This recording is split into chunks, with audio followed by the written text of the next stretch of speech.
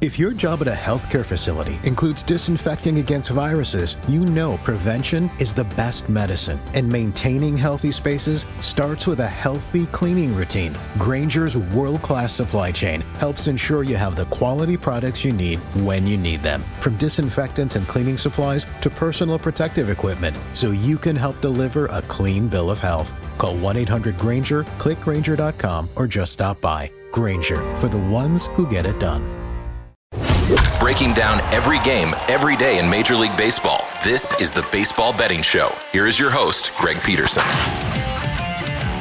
A warmer from the low. Welcome to lovely Las Vegas for the Baseball Betting Show with myself, Greg Peterson, now part of the VSiN Family Podcast. We've got an excellent podcast for you as we're going to be joined in segment number 2 by Chris Cichon. He does great work over at WBAL in Baltimore. Taking a look at this great game that we all know love of baseball. We're going to talk about what went wrong for the Baltimore Orioles over the last few weeks. We're going to be diving in on the American League East, what he's all noticed from this baseball season thus far, and so much more. Then in the final segment, we're going to get you guys picks and analysis on every game on the betting board for this Baseball Monday as we touch them all. If you do have a question, comment, segment idea, what have you for this podcast, you do have one of two ways to be able to further those in. First one is my Twitter/X timeline at gunit_81. Keep in mind, letters CM, they mean does not matter, so as per usual, please do send these into the timeline. The other way is via an Apple Podcast review. If you rate this podcast 5 stars, it is very much appreciated. From there, you're able to fire in whatever you'd like to hear on this podcast via that 5-star review. Everything today is brought to you by Edge Boost. Edge Boost is making sure that bettors are able to access their funds through their account 24/7, 365 on leap years, 366 days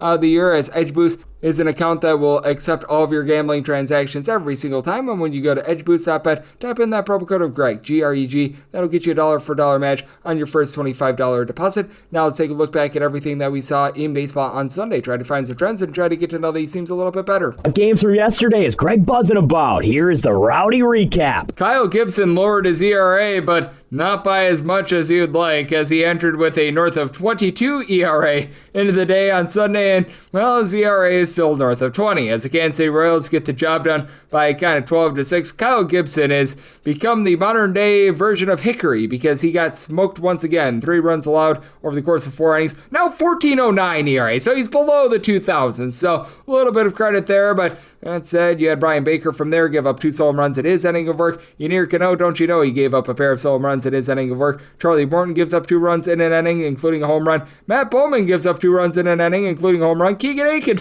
scoreless inning, and for the Orioles, they lose this game despite the fact that they get a quartet of home runs. Jackson Holliday goes deep twice, home runs number 3 and 4 of the campaign, both off of Michael Lorenzen. Michael Lorenzen gives one up to Cedric Mullins, 7th home run season. Ryan O'Hearn, 7th home run season. Michael Lorenzen gives them all up as he gives up 5 runs in 4 2/3 innings. From there, Anel Zerpa goes for 5 outs. He gives up a run along the way. You had Steven Cruz give you a pair of outs out of the bullpen. Squirrels, Lucas Ercich, Taylor Clark, they both on a scoreless inning. And for the Royals, man, everyone was going yard in this one, as you had Luke Melee get his first home run season. Jonathan India his first. Bobby Witt Jr. his 4th. Vinny Pasquantino his 6th. Michael Massey his first home run of the season. And then Miguel Garcia, home runs number 3 and 4 of the campaign. So that's quite the hit parade, unlike what we saw out there in Pittsburgh. For the Pirates, they do fall to the old Slam Diego Padres by a count of 4-0. And though the Padres deal with a lot of ailments, this bullpen has been very rock solid thus far this season. As for the Padres, they were able to get 5 1/3 innings scoreless from Stephen Kolek. From there, Jeremiah Estrada, a pair of outs out the bullpen scoreless.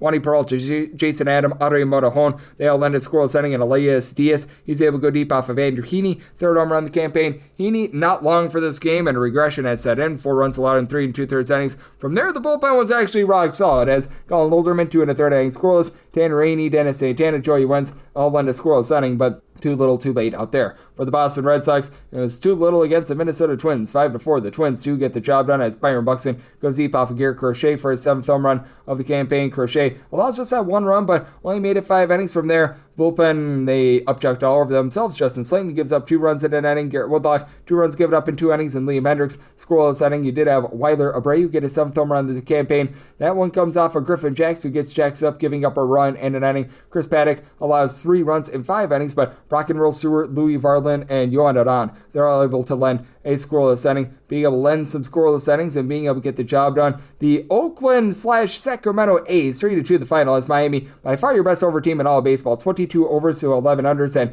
they played north of 66% of their home games to the over since the start of the 2024 season. But in this one, JP Sears, pretty solid, 2 runs allowed in 6 1/3 innings. Mitch Spence, 5 outside the bullpen scoreless. Tyler Ferguson, a scoreless inning, and for Miami, Edward Cabrera gives up 2 runs in 5 2/3 innings. Anthony Veziano in out of the bullpen scoreless. Jesus Sunoco, Calvin Fauché led a scoreless inning, but Anthony Bender gives up a run in the 9th inning, and that costed the team. The New York Yankees were costed by the fact that Will Warren could not get the job done by them. 7-5 of the final as Warren. He gets worn out. 5 runs, 3 of which were earned. Give it up in 4 2/3 innings. They see a lot of home run to Jonathan Aranda. 5th home run in the campaign. From there, Tyler Madzik. 4 outside of the bullpen scoreless. Carlos Cookie Carrasco gives up 2 runs over the course of his 3 innings of work. And for the Tampa Bay Rays, Taj Junko and Milton Bradley does give up 2 runs in 5 1/3 innings. From there, Mason Engler gives up 3 runs without getting it out of the bullpen. Manuel Rodriguez, Edwin Uceta, Pete Fairbanks all on a scoreless inning, and Mason Montgomery, pair of outs out of the bullpen scoreless. For the Cleveland Guardians, they were able to do a rock-solid job themselves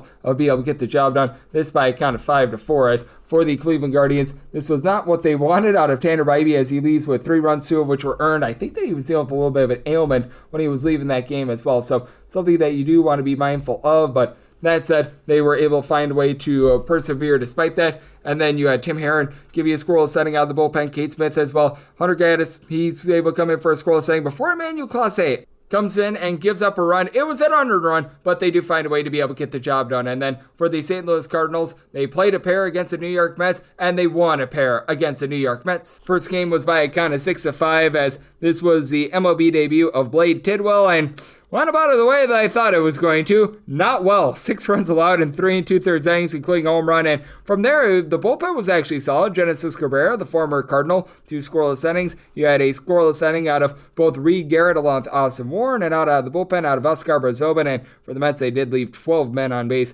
in this one. And for St. Louis, Eric Fetty Wap gives up 5 walks, 6 hits in 5 innings, but only allows 3 runs. Phil Matone gives up 2 runs in a third of an inning, but Kyle Leahy, 2 scoreless innings. Jojo Romero, pair of outside the bullpen scoreless. Ryan Helsley, scoreless inning, and then it was one to Wilson Contreras that took Tidwell deep. Home run number 4 of the campaign, and then in game number 2, 5-4, the St. Louis Cardinals find a way to get the job done. And for the St. Louis Cardinals, this has been one of your better over teams in all baseball thus far this season, and they do play both games in this double dip over the total, so that was very solid for them. As right now this season for the St. Louis Cardinals, they find themselves with 19 overs, 13 unders, and 2 pushes. And for the Metropolitans, Tyler McGill did not have it in this one. 4 runs allowed over the course of 5 innings, including a home run to Alec Burleson, who gets his first home run of the campaign. Andre 3000 Palante was not long for this game. 4 runs allowed in 3 1/3 innings, but how about this guy saving the Cardinals bullpen? Michael McGreevy, 5 2/3 innings scoreless, allows 1 hit and 1 walk along the way. And for the Mets, he did have Max Chronic give up a run in an inning before Ryan Stanek, Edwin Diaz both lend a scoreless inning, but not enough there. For the Washington Nationals, they go on the road and they do get the job done against the Cincinnati Reds, this by a count of 4-1. As for Mackenzie Gore, he gored the Reds, giving up just a solo home run in his time, as it was Tyler Stevenson getting his first home run in the campaign. Gore filled 5 innings. Orde Lopez from there, pair of scoreless innings of his own. Jose Ferrer, Kyle Finnegan turning scoreless inning. And for Cincinnati, Nick Martinez was pretty solid in this one. 1 run allowed in 6 innings, and then Graham Ashcraft was a load of Ashcraft. 3 runs allowed in 2/3 of an inning, allowing Luis Garcia to go deep for his 3rd home run of the campaign. Scott Barlow, along with Mr. Zuleta, Yusvar Zuleta, lend a scoreless inning, and then Taylor Rogers and out of the bullpen scoreless. For the LA Angels, things have just really went straight down the toilet bowl for this team. They are now 13-20, 13-1. The Detroit Tigers get the job done. As for Detroit, it was a hit parade with Gary Carpenter getting his 8th home run of the campaign, Trey Sweeney his 3rd home run of the campaign, and Colt Keith his 3rd home run of the season, as Jack Conowitz gives up 5 runs in 5 innings. And then you had 3 runs given up in an inning by Michael Durrell Hicks. You had 3 runs given up in an inning by Mr. Jose Fermin, and got to the point where they throw out their Tuki Toussaint, who gave up 2 runs in 2 innings. The guy still somehow, someway in the big leagues. And Reese Olson, pretty rock solid here. 5 2/3 innings scoreless. Brendan Hennessy gives up a run in 1 1/3 innings. Bo Brisky, Wolves, they both turn a scoreless inning. For the Colorado Rockies, currently they're on pace for north of 130 losses this year. 9-3, the San Francisco Giants get the job done in a big way, as Odoban Marquez continues to be awful. 5 runs allowed in 4 1/3 innings, including a pair of bombs. William Adames, 3rd and 4th home runs of the season. did have 4 runs allowed in 2/3 of an inning by Tyler Kinley on El-Shavili. 5 outs out of the bullpen scoreless. Seth Alverson out of the bullpen scoreless. And then you were able to get a scoreless inning out of Juan Mejia. And for the Colorado Rockies, you had this team go 2 of 8 with men in scoring position as Logan Webb gives up just 1 run in 7 innings. Spencer Bivens has allowed 2 runs in an inning, but Lou Trevino scoreless inning. So nice, easy win out there. And for the Texas Rangers, this has been your top under team in all baseball this year. But back-to-back overs now. 11 overs to 24 unders, 8-1. The Texas Rangers find a way to get the job done. As for Logan Evans, this was not what he was hoping for. 6 runs allowed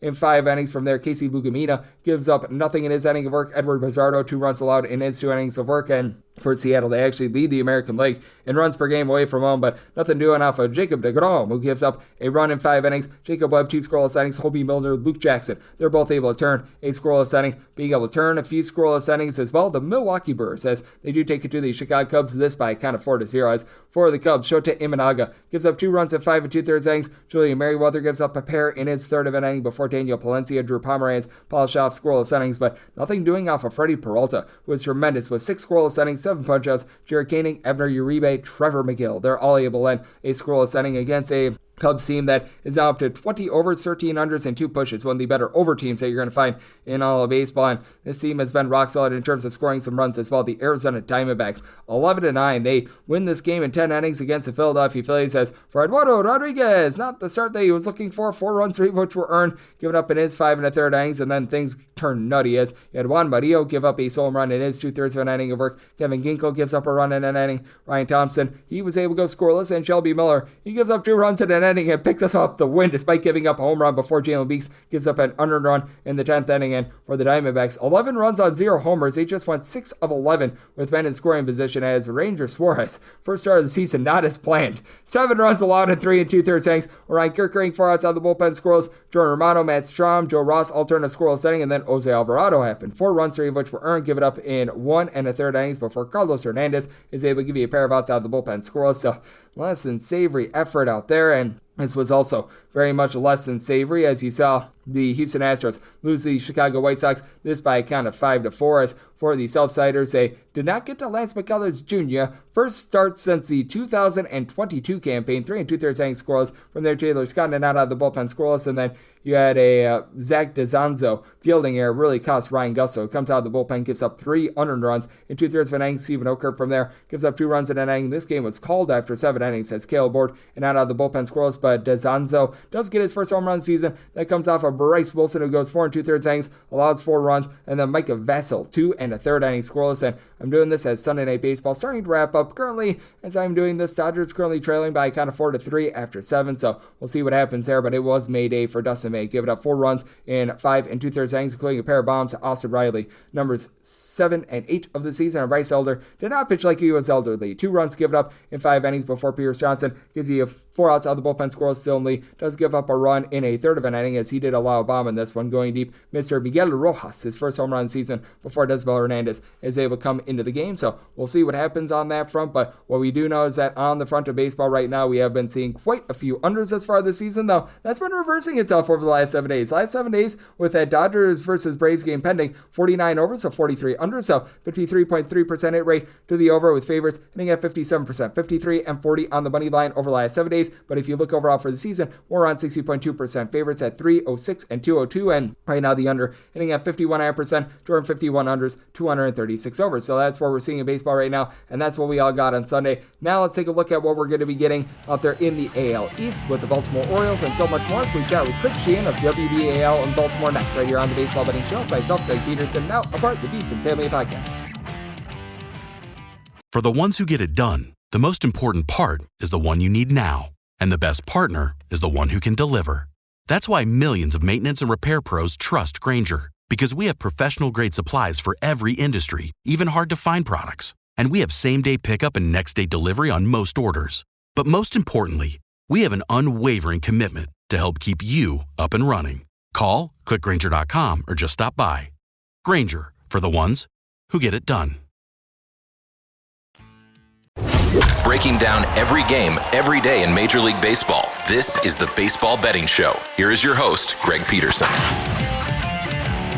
And we're back here in lovely Las Vegas for the Baseball Betting Show with myself, Greg Peterson, now a part of the VSiN Family Podcast. always great to be joined by this man as we've got Chris Cichon aboard. He does great work over at WBAL in Baltimore, taking a look at this great game that we all know and love of baseball. I know that he's doing a little bit of everything over there at WBAL as he is their five-tool player as he's doing the news, he's doing some sports, he's taking a look at current events, he's taking a look at everything across the nation. You name it, he does it. So he checks all the boxes. You're able to follow him on Twitter/X at The Big Cheese Show, spelled CHEE on Chiba for show. And Chris, always great to get you aboard. Thank you. Greg, thank you so much for having me. And yes, seems like at least heading into the weekend, the tides turned in Baltimore when it comes to this Orioles team. I was chatting with the host of Saturday Sportsline, Valerie Preactor, coming into the weekend, and our program director basically said we might be getting a whole lot of calls about people complaining about the Orioles. Well, then they went and won 3 out of 4, not against the Chicago White Sox. They won 2 of 3 from the Yankees, and then were able to pull out a nice win against the Royals, 3-0 on Friday night. Certainly one that I did not see coming, with Dean Kramer getting the start, especially against a Royals team that seemed to have their number lately. But yeah, better times maybe ahead, Greg, for this Orioles team. Yep, happy times. It does look like they are coming once again. And for Baltimore, just how do you take a look at the situation for them right now? Because it is an AL East where really nobody's ran and hid with it. And it's an American League that in general, it feels like it's a little bit of a hodgepodge going into the late Saturday, early Sunday games. The Orioles right around about 5 games below 500, but pretty rock solid at home. The road numbers at 5-11. That's been a little bit rough. But how do you gauge this Orioles situation right now with them not playing their best baseball the first 5 or so weeks of the season? But I think we both agree a case where you're about 5, maybe 6 games back when this is posted up, not necessarily the end of the world. No, certainly not, especially, Greg, for those who haven't heard a conversation you and I have had before. Frequent team I talk about is the Washington Nationals, winning a World Series, coming back from a slow start. We know that teams like the St. Louis Cardinals have been notorious for having great runs in September and being able to carry that momentum into the postseason. So I don't think it's out of the question. The problem is it's just Grayson Rodriguez. There really doesn't seem to be a whole lot of positive news when it comes to the young pitcher there, who really this team needed to be a key cog in their rotation when they lost Corbin Burns. And certainly Kyle Bradish coming back is going to be huge, because you don't want to necessarily be trusting Kyle Gibson. I mean, I was not at the 15-3 game that the Orioles lost to the Yankees, where Gibson, I guess, gave up a total of 5 home runs, 3 to start the game, something of that sort. I know he's just working his way back, but this is a guy at this stage of his career is not somebody you want to be rolling out every 5 days. So that is not a situation that you'd feel comfortable if you're an Orioles fan. But you have Sagano. He's getting a little bit out of whack with the delay Saturday night, but was able to come back, I know, and pitch pretty effectively against Kansas City in that Saturday start. So he's somebody who's been pretty reliable, and then moving Charlie Morton to the bullpen was the only decision that this team really could have made. They were not in a position where they could keep rolling him out. He just is not the same Charlie Morton that we were accustomed to seeing during his days when he was with Tampa Bay and Houston and Atlanta, and he was a lot more of a consistent pitcher. So this is an Orioles team again, and what you're seeing, though, at least when they went on that run where they won 3 or 4 games, Felix Bautista back into that bullpen, being able to hold it down. So that is certainly something you like to see. Mountcastle, he had a little bit of, I never think he's going to be that great of a on-base guy, but showing some power as of late too. So that's been big. Look, it's still an Orioles team that features Gunnar Henderson, who might be battling through something injury-wise, but is not far off from being an AL MVP candidate, and is young and still a very great baseball player. And they don't have Anthony Santander, which I think is going to hurt this bunch, but I know they just called Kobe Mayo back up with Ramon Urias going on the 10-day injured list. So we'll see if he makes any sort of an impact with this lineup here, which is certainly capable of producing. It hasn't been all great as to start the season, not what they're certainly capable of, but they're going to need to be the team that, you know, the group that produces, because we know it's not going to be the pitching staff. I would not expect Dean Kramer to go out there. Look, he can attack the zone. He can throw some nasty stuff at times, but every fifth day to expect a shutout inning performance out, especially against a team like the Royals, I wouldn't expect it. Yep, absolutely. And I do think that it's going to be really interesting to see what we get this week in general from the Baltimore Orioles, as our good friend Chris Cichon over at WBAL in Baltimore joined me on the Baseball Betting Show. And certainly when it comes to the Baltimore Orioles, it's been a little bit topsy-turvy with them. As you mentioned, Charlie Martin going to the bullpen. That was very much what they needed. And they're going to be taking on this week the Minnesota Twins, as they've got an off day on Monday to be able to reload. And I think that this is just really a crossroads between two of the bigger disappointments out there in all baseball, as much as I hate to say it, because for the Minnesota Twins, a lot more was expected of them. And how much you take a look at this upcoming, I guess you'd call it trio series, against the Twins twice and the Angels once, as an opportunity where the Orioles need to strike, because I do take a look at these next either 9 or 10 or so games. I really feel like they need to go above 500 in this set, because if not, then I think that we could start saying that the Orioles might not be having the season that a lot of people desired. Yeah, no doubt about that. And you even look at a team, I know I've been a little bit tough on the Tampa Bay Rays, but they got a sweep of the Padres. They come from behind win this past Saturday against the Yankees. So that's a team you may have to worry about when we're talking about competing in this American League East as far as wild card positions are concerned. And we know Boston, too, is going to be in the mix. Guys like Alex Bregman certainly has been delivering since he's gotten there, but if we're looking at the Orioles and their upcoming matchups, you mentioned the series against the Twins, then the Angels. The Angels series has got to be one you take 2 of 3 next weekend. And I know that, the next 6 games are on the road. So we'll see how they do in Minnesota. But Cade Povich, talking about this guy here, to me, he came into the league 6'3", 185 frame, is never going to be somebody that's going to overpower opposing hitters, I think, but he is capable of being able to locate if he works well with Adley Rutschman. I think that this can be a combination. And Brandon Hyde, too, the former catcher, who has taken a little bit of heat here in town, just as this team has struggled a little bit. Mike Elias is the plan that the Astros he had with them really coming together here in Baltimore, or has it hit a major roadblock? He's admitted that the rotation, especially the injuries too, has certainly been, and that's obvious, a major reason why this team has not taken a step to the World Series and been totally on track, at least as far as this year is concerned. But you have Cade Povich starting this week. He's not somebody that I necessarily trust on a game-to-game basis. He's given up 5 home runs in his last 3 starts combined, 2 against the Yankees. He did get a win in that last start. That was the Wednesday start, but he only went 4 2/3 innings. I give that more so to the Orioles bullpen, who, when they are rolling, they can certainly be effective. I mentioned Batista, Ynier Cano, certainly too, the setup man there. And then Cionel Perez, if he can ever get the season on track. So, yeah, we certainly know that this Orioles team is capable of getting it done over the course of stretch, I would say. And I say that because we know that they had that MLB record-setting streak where they hadn't lost or they hadn't gotten swept in a series. So, it was almost unheard of when they were losing all these games in Detroit. 2 of 3 to Washington, 2 of 3 to Cincinnati, I should say. So, yeah, it was tough times that they were certainly having there. But I think the schedule certainly lets up in the month of May when you're talking about 6 matchups against Minnesota, a team who has some guys capable of making you uncomfortable, veteran presences like a Carlos Correa, certainly, but I would venture to think that the Orioles are the better team. And I know you've highlighted this on the pod as well. Griffin Jacks has not been somebody on the back end of that bullpen that they have come to really rely on Minnesota over the years. So that's an important part of what they want to do. And so this is a Orioles team that, they're going to hit the road.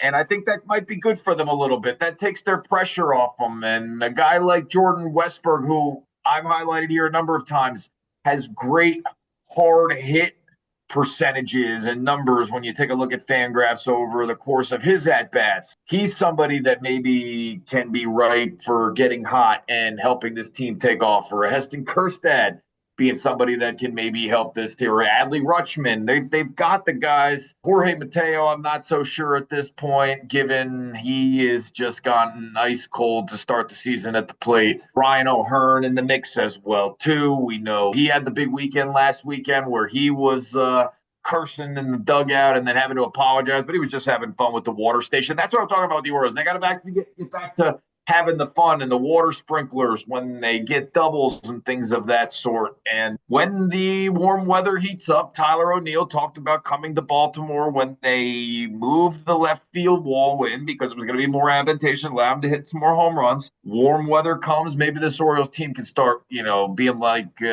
blasting some more home runs out and getting some more victories that way. Because again, it's not going to come from the starting rotation, at least not in the short term. Yep, certainly the starting rotation is the biggest, shall we say, flaw with the Baltimore Orioles right now, so they're going to need to straighten that out a little bit, but you have to like what you're seeing in terms of some of these bats being able to get online as well. And Chris, I do think that that's interesting to take a look at in terms of the dynamic as well of the American League East. Just how do you view this division? One where the New York Yankees are currently that team that's the leader in the clubhouse. The Red Sox have had a few question marks, though. As we know, the Yankees, they've had some issues with their rotation with not having Garrett Cole out there as well. The Blue Jays are all over the place, and you mentioned it with the Tampa Bay Rays. Just a scrappy team in general that I don't think that they've got the talent of everyone else in the division, but you know that they're going to fight like heck and just find a way every single night. I think they may have gotten some sort of a boost as well playing at Steinbrenner Stadium in front of sellout crowds as opposed to, I've always been one who's liked the Trop. Maybe it's because I've lived in the Northeast Mid-Atlantic my life and most of my life, and going to baseball games is a chore when it comes to parking and how much you got to spend on that.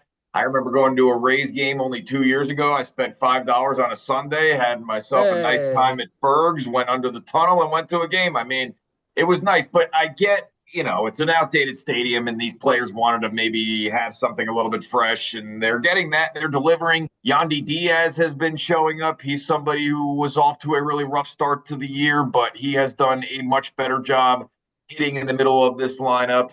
And their pitching staff is solid. I mean, I think about a guy like Drew Rasmussen, who goes out there seemingly every fifth day and has been a solid starter for them. If they're able to get consistent starts out of a guy like Shane Baz, I think that they can certainly be somebody who will make teams not certainly, go down and take 2 of 3 easily with the, when you're playing the Tampa Bay Rays, that's for sure. But when you look at a team like the Boston Red Sox, I like certainly what they've done with even a guy like hitting Rafaela at the bottom of their lineup. And he was going through a little bit of struggles, but then he exploded at times this year. So they've got a nice mix of young as well as some veteran guys that can certainly play. And as I mentioned with Bregman, struggled in the Saturday game against Minnesota going 0 for 3, but the night prior when they had beaten Minnesota, he homered in that game. He homered on the Wednesday game. He homered in the Tuesday game. So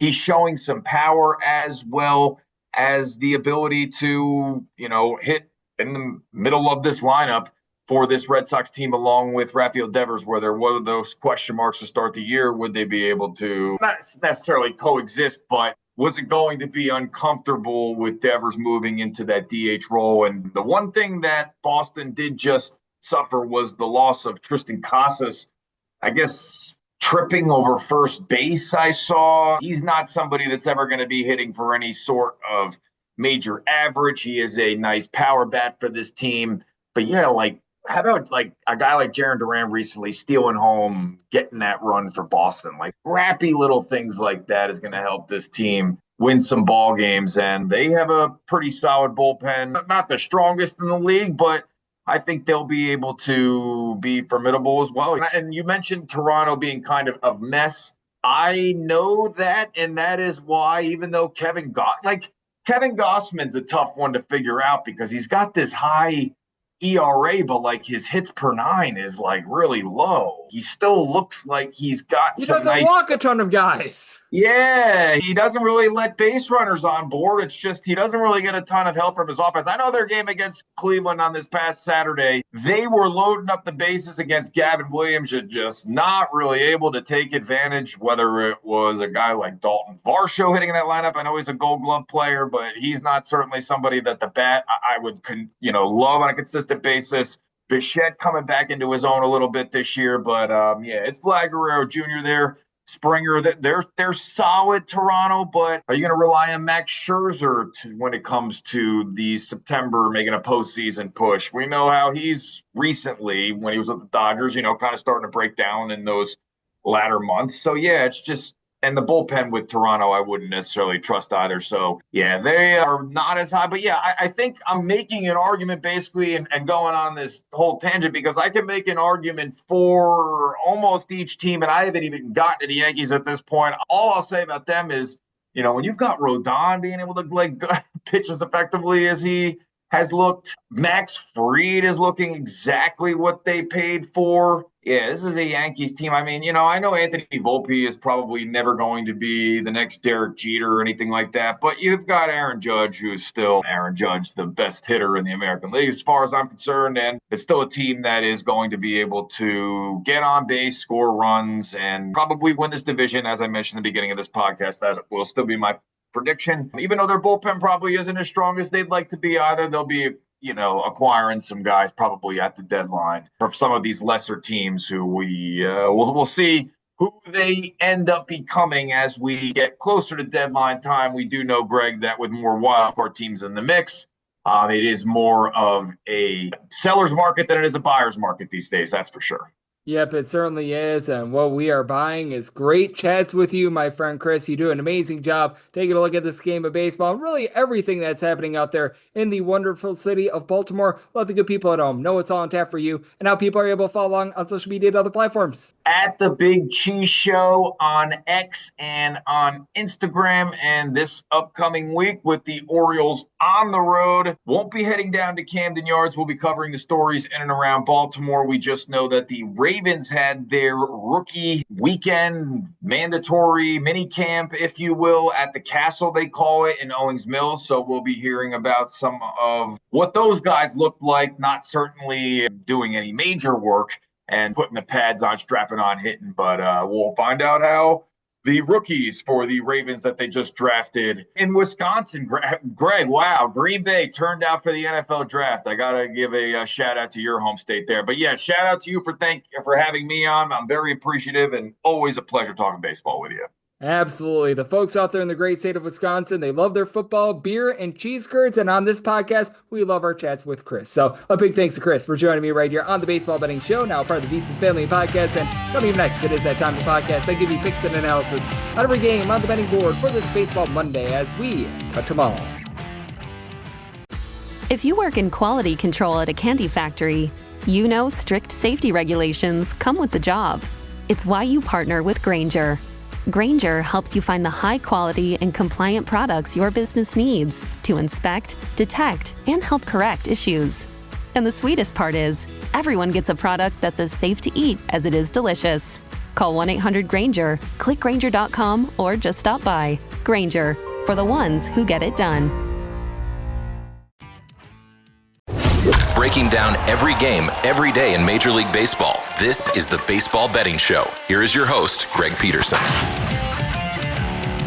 And we're back here in lovely Las Vegas for the Baseball Betting Show with myself, Greg Peterson, now part of the VC Family Podcast. Always great to be joined by Chris Cichon. He does great work over at WBAL in Baltimore. Take a look at this great game that we all know and love of baseball. And in his sake, he holds it down with everything out there in that lovely city every single time he joins me. Lends such great insights, did so once again today. So big thanks to Chris for joining me in the last segment. And now it is that time of the podcast. I give you picks and analysis on every game on the betting board for this Baseball Monday as we touch them all. If a game is listed on the betting board, Greg has a side and a total on it, so it is time to touch them all. Do note that as per usual, any changes that are made to these plays will be listed up on my Twitter/X feed at GUNet_81, and we're going to be going in Las Vegas rotation order. This is where we go with the National League games first, then the American League games, and any interleague games. Those are going to be at the bottom. That'll keep things all nice, neat, clean, and easy, and on this first one, we are currently off the board. 951, 952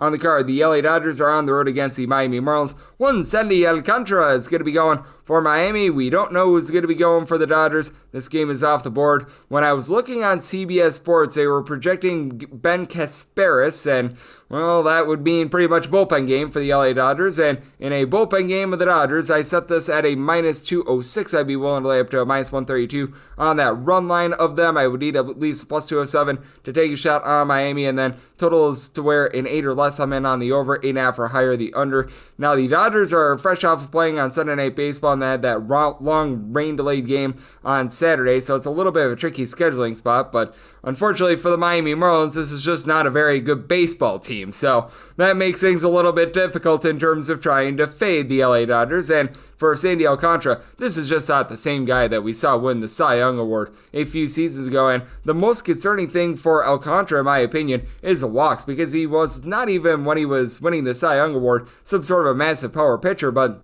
5.9 walks per 9 innings. He had never allowed north of 3.2 walks per 9 innings since the beginning of the 2020 season. Right now, an 8.31 ERA, 5.56 fielding independence, so there should be a little bit of positivity there. And if you look at the LA Dodgers bullpen, they have been dealing with quite a few injuries, having Blake Trine currently being on the full, Broussard, Grider, all guys like this. That's not necessarily great. Michael Kopech as well, but still, you're going to be able to get some mixing and matching here. Evan Phillips, Kirby Yates, guys like this. And I know they've been throwing out there a little bit of Matt Sauer. He went a few days ago for the team. He could perhaps be a bulk guy here if he's on relatively solid rest. I know that Yandres Gomez is capable of throwing 3 innings for this team as well, but you're going to be looking for just a mix and match sort of job. Jack Dreyer is another guy that can throw a few innings along Kasparis, and I mean, for Kasparis along Dreyer, these are two guys that have an ERA hovering right around 3, and we all know that this is an LA Dodgers team that has a very fearsome lineup with Teoscar Hernandez supplying 9 home runs. Shohei Ohtani, I mean, as strange as it sounds, 8 home runs, 396 on base at this point of the season is honestly a little bit of a disappointment.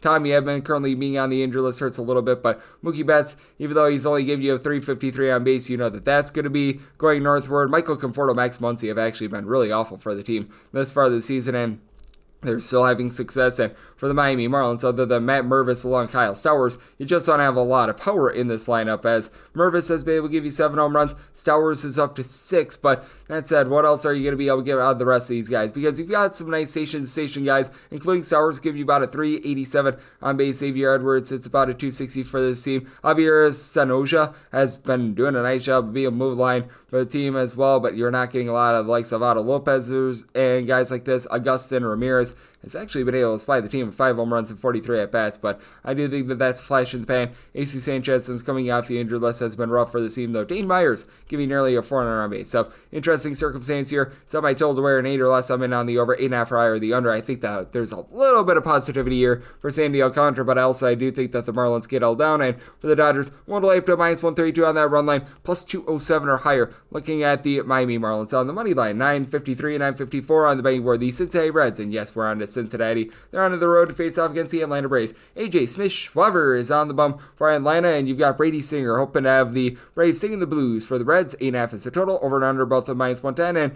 with Atlanta, they're between minus 142 to minus 148 favorites. They're between plus 122 to a plus 132 is that number on the Cincinnati Reds, and I did set my total at an 8.9. So here at the 8.5, I'm going to be willing to take a shot on the over. For Smith-Schwaber, do have a few question marks with him right now. And for Brady Singer, he's a part of a Cincinnati Reds team that has been scoring a ton on the road. Now, much of that is due to the 24 spot that we saw against the Baltimore Orioles about 2 weeks ago. And for Brady Singer, he's been a solid pitcher thus far. 3.24 ERA, 3.63 fielding independent. He's getting quite a few swings and misses, 9.5 strikeouts per 9 innings, but the north of 3 walks per 9 innings, a little bit concerning. He's been able to do some solid work on the road this far this season and has given up approximately 3 runs in quite a few of the starts this far this season. Meanwhile, Smith-Schwaber, still a young 22-year-old for the Atlanta Braves team that has been doing a solid job in terms of getting the strikeouts, 7.5 strikeouts per 9 innings, but 4.3 walks per 9 innings. That could cause him to bow out of the start a little bit early, and for the Atlanta Braves, right around about a league average bullpen. They lose A.J. Minter in the offseason, but you've got Dylan Lee, who's been pretty solid. Esbal Hernandez, Daniel De Los Santos continues to be not great. Rocio Iglesias is a pretty solid closer, and Pierce Johnson, he's been able to hold down the fort for the team. This is an Atlanta Braves team, though, that they are also coming off of Sunday Night Baseball. They don't have to travel for it, but that's a little bit of an issue for them. Sean Murphy has been able to do a nice job of hitting the Powerball, 7 home runs in his first 70 at-bats of the season, but not necessarily getting on base. For you, Alex Verdugo, since coming off the injured list, has been, though. Ozzie Albies has been up and down the season, but starting to round in a little bit of form. Matt Olson, north of 350 on base, but he's not really hitting for a lot of average. 5 home runs, way down from where he was. Marcell Ozuna just continues to get on base for the team. And then for the Cincinnati Reds, you've got Elly De La Cruz, who's been able to provide quite a bit of power. And even though they're having a mix of match, especially with Austin Hayes out on the injury list, that does hurt them quite a bit. Neovalli Marte has been a nice find for the team, hitting darn near 300. He had a small sample size, has been able to give you a trio of bombs. Spencer Steer, he's been able to pick it up a little bit after a rough start to the season, still barely hitting above a 200, but I'm liking what I'm seeing out of him right now, while Gavin Lux is hitting above a 300. And then this bullpen has been very rock solid. A lot of guys like Taylor Rogers, Tony Santillan, Scott Barlow, Graham Ashcraft, who at the end of the year, they're going to have a sub-3.5 ERA. Emilio Pagan has been solid this far at the closer spot. I still have my question marks with him because he does give up a lot of home runs, and with Atlanta coming off of Sunday Night Baseball, getting a plus 130 or higher, I'm going to be in on the Cincinnati Reds on the money line. With regards to this total, I do think that both teams get to their respective starters, set my total at 8.9, so I'm in on the over. 955, 956 on the betting board. The San Francisco Giants hit the road they're facing off against the Chicago Cubs, as Matthew Boyd is on the bump for the Cubs, and Landon Roop goes for the Giants. The Giants do find themselves as underdogs between plus 122 to a plus 132, and then between minus 143 to a minus 148 is that number on the Cubs. Currently, there's no total up on this game because it is a Wrigley Field game, but appears as though the wind is going to be blowing in on old May 5th, Cinco de Drinko, and it's going to be a high of about 50 degrees. So my total where 7 or less, I'm going to be in on the over, 7.5 or higher, the under. And I do like Landon Roop and the Giants in this spot, as you've got a pair of guys that pretty much have the same fielding independent, but the ERAs are quite a bit different. As of right now, for our good friend in Matthew Boyd, he's been posting up an ERA that's hovering right around about a 270, but he has been open to giving up a few walks, 3.5 walks per 9 innings, only getting about 8 punch-outs per 9 innings, and Landon Roop closer to about 10 strikeouts per 9 innings, but has been giving up 1.2 home runs per 9 innings this season, even with how fearsome the Chicago Cubs lineup is. The wind blowing in and it not necessarily being warm out there in Chicagoland, that's going to be able to help him out quite a bit. Now with Cubs, currently they lead the big leagues in terms of runs per game. It has been impressive what we've seen out of Kyle Tucker this far this season. 9 home runs, nearly a 400 on base. You've got Ian Happ, who's done a solid job of being able to move the line. Seiya Suzuki, I see again 9 home runs thus far this season as well. Pretty much 1 through 9 for the team has been solid, with Pete Crow Armstrong towards the bottom of the full really emerging. 9 home runs, like my goodness, this guy's really put it together. And Carson Kelly, 7 home runs in his first 60 at-bats of the season with a 500 on base. Just absolutely wild what we've seen there. I do think that there is going to be a bit of negative regression there. And for the San Francisco Giants, they have the better bullpen in this game by far, as currently they are number 2 in the big leagues in terms of bullpen ERA. I think that there might be a little bit of a fall off there, but that said, you've got quite a few guys that are able to fill multiple innings, like Spencer Bivens has been able to do so. Hayden Birdsong, as a long guy, has been very good. Randy Rodriguez, Camilo Duvall, Tyler Rogers. You've got a lot of guys that are firing on all cylinders. And for the Giants, you've got quite a few guys doing a nice job of just moving the line in general, like with Mike Yastrzemski, about a 375 on base out of him this far this season. Jung-Ho Lee, he's been able to give you a bit of power recently, and now he's giving you about a 360 on base. And the team is doing much of this with Willy Adames for pretty much the entirety of the season, sans about the last week or so, doing nothing. He's now rounded into form. He's been able to get you a trio of homers in the last 10 days. He's starting to give you a bit of something. And Lamont Wade Jr. is hitting about $140. That should be going northward for Matt Chapman. The average is not there, but he has been able to give you 7 home runs along with Wilmer Flores, and I do think that they do a solid job getting to a guy in Matthew Boyd that has had some command issues this year to the deficit of Landon Roop he has as well, but that bullpen is so good. And for the Cubs, bottom 10 in terms of bullpen ERA, Porter Hodge, who was so good last season, he's been posting up well north of a 4.5 ERA. You've got Nate Pearson, who's currently on the injury list. Ryan Brazier is right now dealing with an injury as well. Julian Merriweather has actually been pretty solid for the team, but I don't know if that's necessarily going to be long-lasting. So at a plus 119 or higher, looking at the Giants on the money line, then 7 or less in on the over, 7.5 or higher, the under. 957, 958 on the betting board. The Pittsburgh Pirates walk the plank to St. Louis to face off against the Cardinals as Miles Michaelis gets a start for the Cards, and Garmin Molodzinski is on the bump for Pittsburgh. Pittsburgh is an underdog between plus 130 to plus 137, anywhere between minus 150 to minus 160. That number on St. Louis. And total on this game is 8.5. Unders between minus 115 to a minus 120. Overs between even a minus 105. If you're looking to lay a run half with the Cardinals, you're going to be getting that between plus 130 to a plus 135. I'm hoping that we can get to a plus 140 on the Pirates money line. At a plus 141 or higher, that'll be my buy point there. So we're about I'm starting starting to see a plus 139 out there, 2 to 3 pennies off. I think that is when it's all said and done, shopping around, I should be able to get that number on the Pittsburgh Pirates, and I would rather have that rather than lay it with Miles Mikolas, because with Miles Mikolas, even though the Fielding Independent always points out that there's going to be a lot of positivity because he doesn't walk anyone,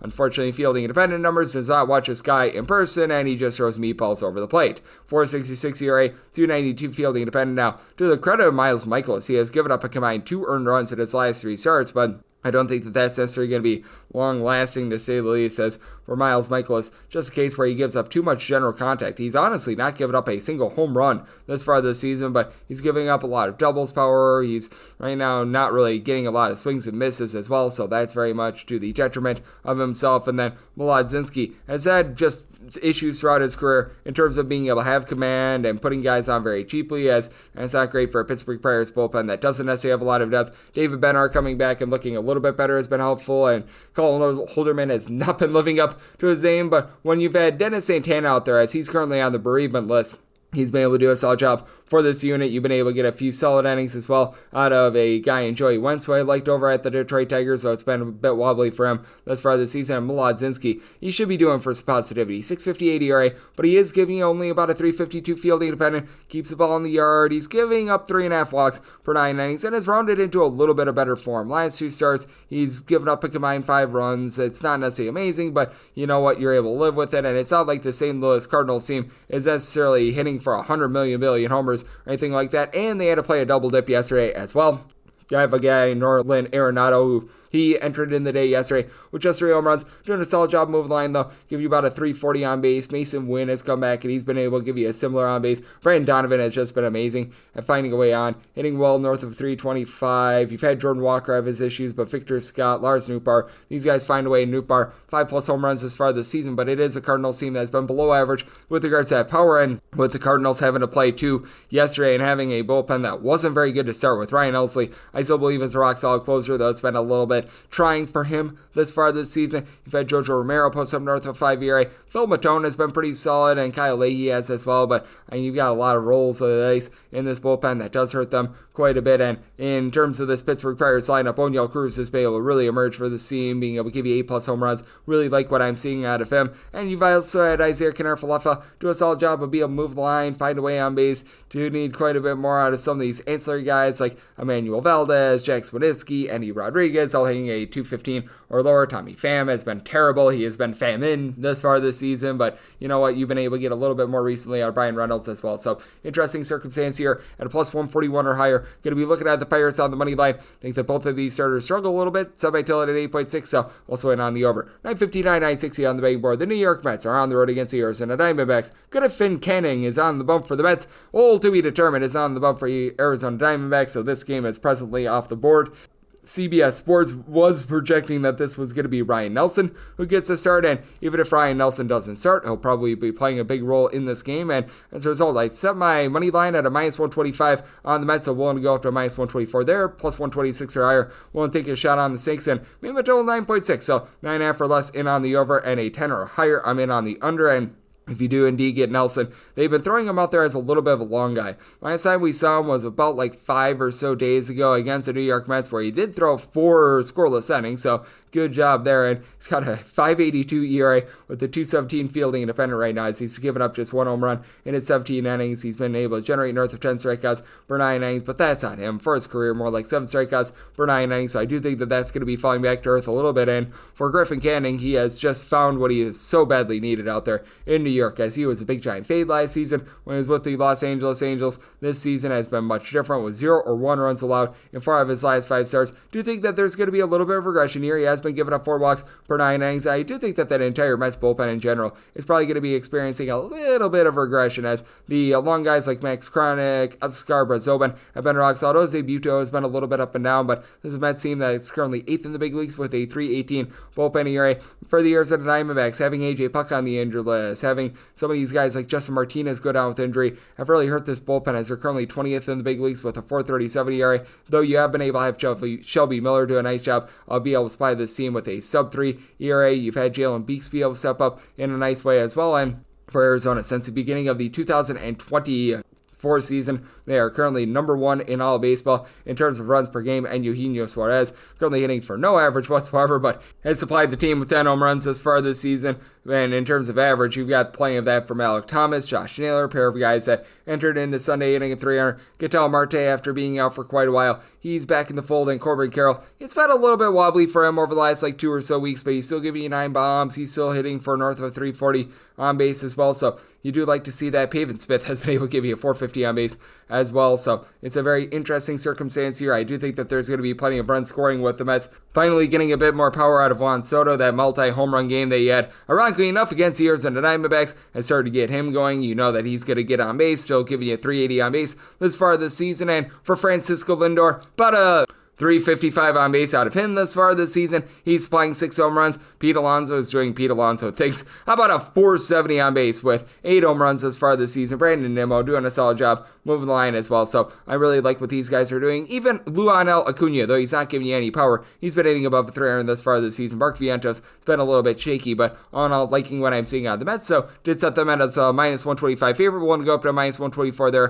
plus 126 or higher. And on the D-backs, and then 9.5 or less, like the over 10 or higher. The under 961, 962 on the betting board. The Chicago White Sox are on the road against the Kansas City Royals, as Cole Ragans is on the bump for the Royals and Shane Smith is on the bump for the White Sox. The total on this game is 8. The overs between minus 110 to a minus 115. Under is between minus 105 to a minus 110, and with regards to the Royals, they are a minus 235 to a minus 250 favorite. Anywhere between plus 205 to plus 220 is that number on the Southsiders. If you're looking to lay a run half with the Royals, you're going to be finding that right around about minus 115 to minus 120, and I was willing to go up to a minus 128 on that run line for Cole Ragans. He's got a 4.40 ERA, but a 2.72 fielding independent, getting 13.5 strikeouts per 9 innings. Last 2 starts has given up 3+ runs in both of those, but I do think that he's going to excel against a White Sox team that's currently 25th in the big leagues in terms of runs per game. To the credit of the White Sox, last 2 series, they honestly looked a little bit better as they put up a 5 spot yesterday in 7 innings. Andrew Benintendi is up to 5 home runs, but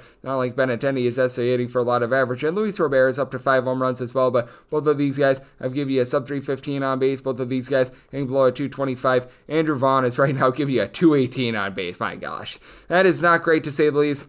Lennon Sosa hitting a 255 is solid, but he doesn't draw any walks as well. And then you've got these guys like Jacob Amaya, Nick Batone that are just giving you absolutely nothing whatsoever. Edgar Quiero, the backup catcher, has actually been rock solid for the team, and this is a White Sox bullpen that they are also one of the lesser ones out there in the big leagues, which means that Smith is going to need to give you a lot of good innings, as Mike Vasil has actually been able to give you a sub-1 ERA. But if you look past that, I believe that he is currently the only person in the bullpen other than Steven Wilson that is posting up an ERA that is below a 450. Cam Bouger, Tyler Gilbert, all these guys, Brandon Iser, have been very not rock solid for the team. And for Shane Smith, though he has a 223 ERA, that fielding independence is closer to a 343. He's given up just 1 home run in 32+ innings thus far this season, but he is giving up north of 3 walks per 9 innings. Not a power pitcher who's only been able to get about 7.5 strikeouts per 9 innings as well, so that is a little bit of a concern, and I do think that they are going to be able to benefit a little bit from a Kansas City Royals team that has been rough with regards to their offense, but that bullpen has been one of the best out there in the big leagues. Lucas Ursich, Carlos Aceves in the 8th and 9th inning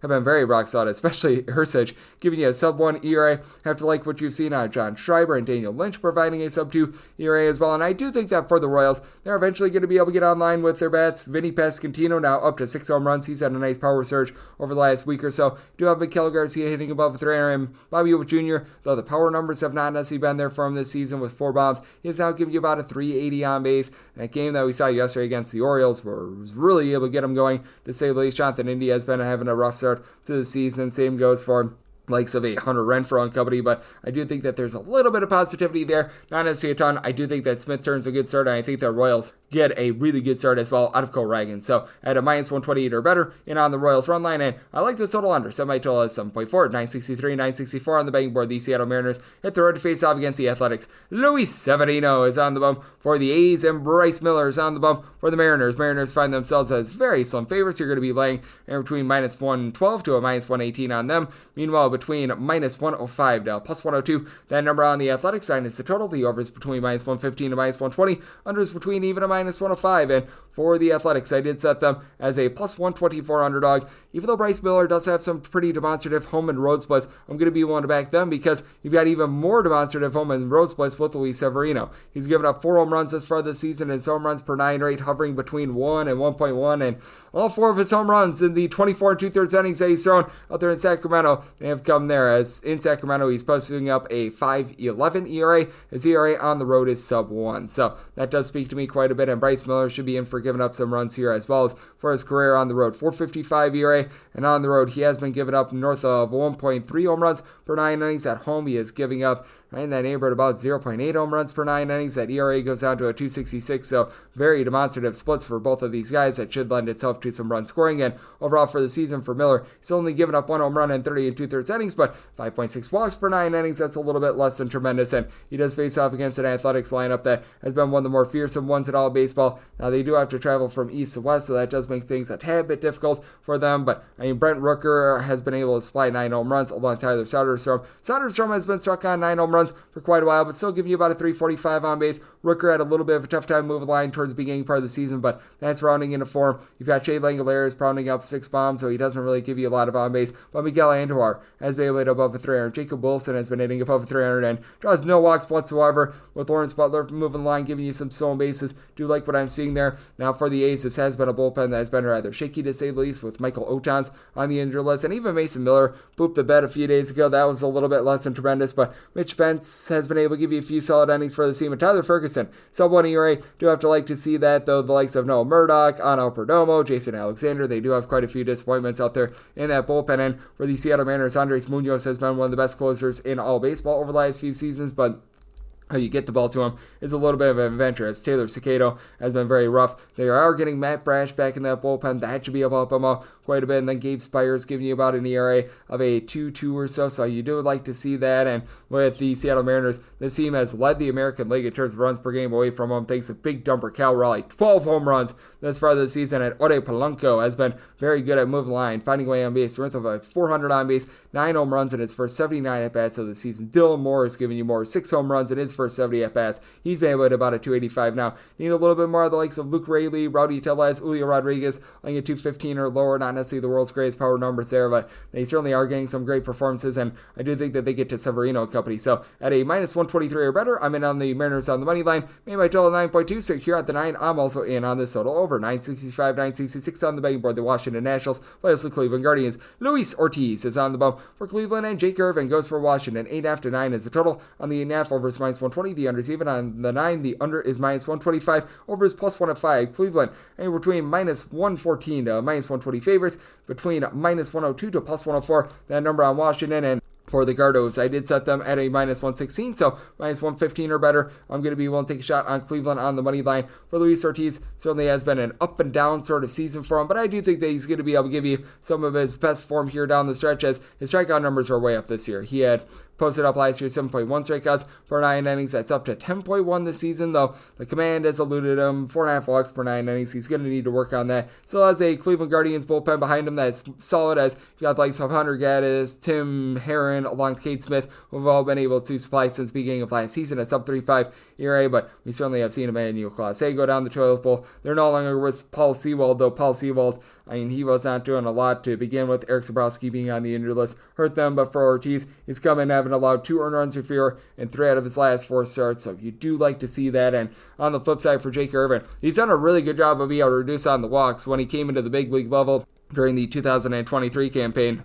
That was very rough for him, and now he's been able to do a nice job of only giving out about 2.3 walks per 9 innings, albeit, though, he's starting to give up a lot more hard contact. 8 home runs allowed in 42 and 2/3 innings across his 7 starts, 4.79 fielding dependent, 4.01 ERA. Now, he has given up 2 runs or fewer, though, in 3 out of his last 4 starts, and he is backed up by a lineup that has been much more free swinging this season. You're going to need to get more out of Josh Bell. He's posting up well below a 200 batting average, so that's been pretty brutal, to say the least. You've been able to get some relatively good production, though, out of Keeper Ruiz, who's been able to about a 290. And how about James Wood, north of a 380 on base, 9 home runs this far this season. Nathaniel Lowe, about a 325 on base, 6 home runs. Like what I'm seeing there, you could use a little bit more out of someone like a Jacob Young, but CJ Abrams coming off the injured list, 340 on base. Do like to see that, but here's the issue that you've got with the Washington Nationals.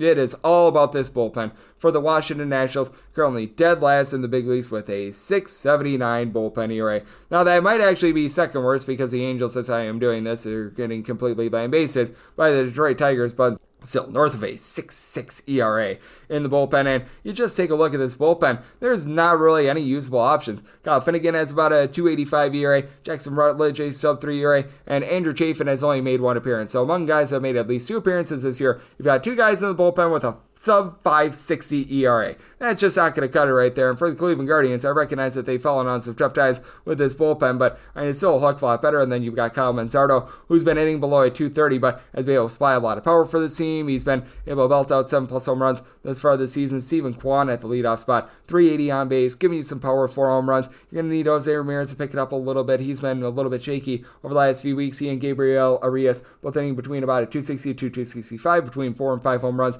apiece. But Bo Naylor, now giving you 5 home runs. He's not hitting for a lot of average. Neither is Nolan Jones, Brian Rocchio, those guys at the bottom of the fold. But at the very least, you're getting those power numbers. And I do think that they get to Jake Irvin in this spot. I did set my line at a -116. So looking at the money line of the Guardians, set my total at 8.6. So at the 9, I'm in on the under. 967, 968 on the betting board. The Slam Diego Padres, they are going to be on the road against the New York Yankees as Carlos Rodon is going to be getting the start for the Yanks. And Nick Pivetta is on the bump for the Padres. Padres who find themselves as underdogs of between +122 to a +130. Anywhere between -140 to -148 is that number on the Yankees. It is the total. Under is -115 and the over is -105. And I did set my number at an 8.3. I'm going to be taking a look at this total over. You do have a guy, Nick Pivetta, who's really been able to find the fountain of youth ever since going on over to San Diego. And I do believe that he was just hurt very much by the fact that he was pitching in Fenway over the last few seasons, a ballpark that is not conducive to his style, as he was giving up north of 1.5 home runs per 9 innings there. Ever since moving on over to San Diego, a much more pitcher-friendly ballpark,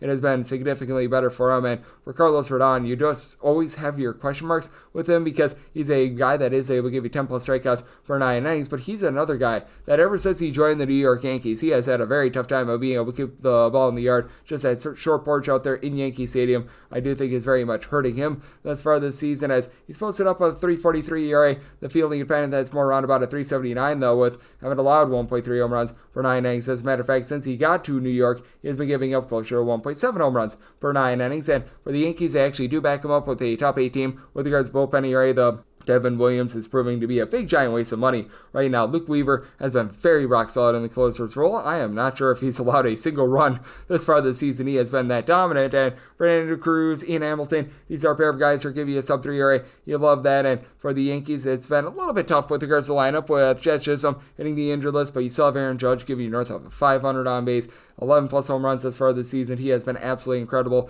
Ben Rice has started to fade off just a little bit, but still a very nice start to the season. 360 on base, 8 home runs. Austin Wells not giving you anything in terms of average, but 6 home runs. And they're doing all this offensive, shall we say, launching with Cody Bellinger right now hitting at the Mendoza line of 200. You've had Paul Goldschmidt not give you a lot of power, but he's doing a great job of being able to move line. And for the San Diego Padres, this has been a lineup that has been quite a bit hampered over the last 2 weeks or so. You've got a guy in Jackson Merrill on the injured list that was so good for the team a season ago. You know that once he comes back, that's going to be rock solid for them. But now they've got Luis Reyes back, and Fernando Tatis Jr. has been one of the baddest men on the planet. North of 400 on base, 8 home runs this far this season. Gavin Sheets is finding a way to move the line. He's been giving you north of a 350 on base. Manny Machado, not necessarily hitting for a ton of power, only 3 home runs this far this season, but still finding a way to be able to get on base. Now you're getting Jason Hayward back as well. So I did think that for the San Diego Padres, they're rounding into form there, but really the kicker for the San Diego Padres, number 1 in the big leagues in terms of bullpen ERA. Now, should we see a fall off with a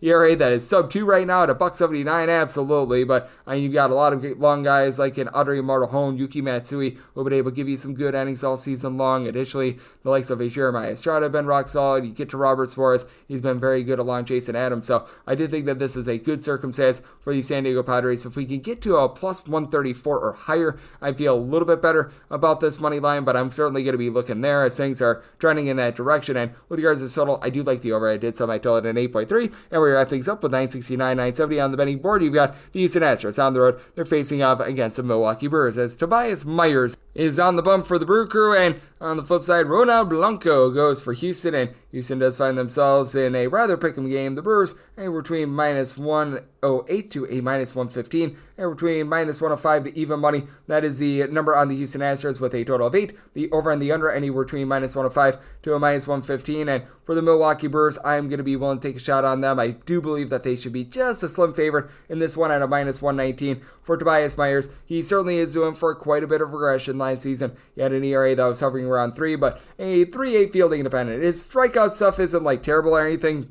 like that, but he's never going to be some sort of like a strikeout artist, as he's been giving you for his career right in that neighborhood about 8 strikeouts per 9 innings. Right now he's been posting up a 404 fielding independent. He does give up a little bit more hard contact than what you'd like, 1.2 home runs per 9 innings. But I talk about his regression, and you want to talk about a guy that was doing for regression last year? How about Ronald Blanco and how things went for him, as he currently has a 5.08 ERA this season with a 5 fielding independent. Going back to 2024, 4.15 fielding independent to that 2.80 ERA for the last 2 seasons, has been giving up right around 1.3 home runs per 9 innings. He only gets about 8.5 punch-outs per 9, and he walks darn near 4 batters per 9 innings. Now, he is backed up by a Houston Astros bullpen that is in the top 5 in the big leagues in terms of ERA. It very much helps that you've got the Bryans, Brian King, Brian Abreu, both being able to supply this team with a sub-3 ERA. Josh Hader is looking like the Josh Hader that we all know and love, and even someone in Logan Van Way, who's a little bit of a young guy, he's been able to come in, give you some good innings, so do like to see that. But for the Astros, this has been a bottom half of the big league team with regards to run creation, as nobody has given you north of 4 home runs thus far this season. Isaac Paredes, Jose Altuve, Jeremy Pena, Christian Walker, all on 4 home runs thus far this season. And one name not mentioned is Yordan Alvarez, who just continues to not really give you that much this season. For Yordan Alvarez, it's been a case where he's been stuck on 3 home runs. I know that he's dealt with a little bit of ailment this far this season because he seems to always be dealing with injuries, but 306 on base, you just expect a little bit more there. You've been able to get a bit of production out of Jake Myers, who's been hitting at 300 this season, but some of these other guys like Brendan Rodgers, Mauricio Dubon and company, they're just not giving you much of anything whatsoever. And this is a Brewers team that is a top 10 lineup in all of baseball in terms of runs creation, as you do have a pair of guys in Sal Frelick, Bryce Rang, who have both been able to hit above a 300 for this team. Frelick actually down to a 297, but still 380 on base. You've had Christian Yelich have his woes thus far this season, even with 5 home runs, but Jackson Chourio, 6 bombs. He's been able to do a nice job there. William Contreras, after a rough start to the season, he's back up to giving you a 360 on base. Rhys Hoskins is down with his power, but 380 on base, and I do expect positivity when it comes to this Brewers bullpen. This same team was number 1 in the National League in terms of bullpen ERA last season, and thus far this season, it has been very much less than savory for them, to say the least. You've had a lot of these guys that were back from a season ago: Jared Koenig, Yo Payams, Elvis Piguero, just not give you the same production. Trevor McGill has been a little bit rough. I do expect them to rebound here moving forward, and with the Brewers, I do think that they're going to be able to get to Blanco, and I do think that for the Astros, they do get a little bit to Tobias Myers as well. So I did set my total at 8.2. I like the over, and I do like the Brewers on the money line up to a minus 118, and that'll wrap things up for the Monday edition of the Baseball Betting Show, now part of the VSiN Family Podcast. Big thanks to Chris Cichon, who does great work over at WBAL in Baltimore, for joining me in the last segment. If you do like hearing from this fine podcast, Baseball Betting Show, you're able to subscribe wherever you get your podcasts: Apple Podcasts, Google Play, Spotify, Stitcher, and TuneIn. If you have a question, comment, segment idea, what have you, for this podcast, you have one of 2 ways we offer this in. First one is my Twitter/X timeline at gunit_81. Keep in mind, letters CM, name does not matter, so as per usual, please do send these into the timeline. And the other way is find an Apple Podcast review. If you rate this podcast 5 stars, it is very much appreciated. From there, you're able to fire in whatever you'd like to hear on this podcast via that 5-star review, and I'll be coming at you guys every single day throughout the baseball regular season, so I'll be back with you once again tomorrow. Thank you.